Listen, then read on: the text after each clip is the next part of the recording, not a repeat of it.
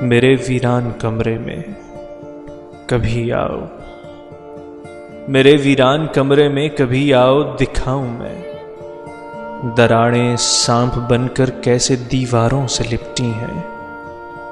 कभी आओ दिखाऊं चूंटियां लंबी कितारों में, मेरी हमसाइयां होकर मुझी से लाताल्लुक हैं। कभी आओ दिखाऊं मैं, कभी आओ दिखाऊं मैं हवा टूटी हुई खिड़की से आकर किस तरह मुझको चिढ़ाती है। सहर होते ही कैसे रोशनी आंखों में चुभकर मुझ पे तंजन मुस्कुराती है।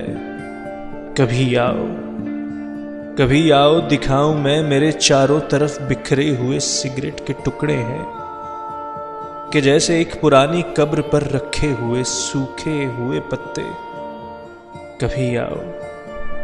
कभी आओ दिखाऊं मैं वो अलमारी के जो चौपट खुली है और मैं उसमें ढूंढता हूं कुछ तो अक्सर भूल जाता हूं कि मैं क्या ढूंढता हूं। और ये टेढ़ा आईना टूटे हुए चेहरे पे कैसे चौंक उठता है। कभी आओ दिखाऊं मैं मेरे वीरान कमरे के बहुत गुमनाम कोने में तुम्हारे हिज्र के दिन से ये दिल हैरान कितना है। तुम्हारे बाद ये कमरा मेरा वीरान कितना है।